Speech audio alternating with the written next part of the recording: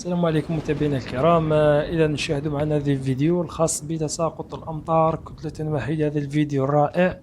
إذا هذا النوع من الأمطار الذي يتساقط كتلة واحدة من السحب في وقت قصير يسمى الودق، وقد ذكر في القرآن الكريم. إذا متابعينا الكرام، ما هو الودق وهل ذكر في القرآن الكريم؟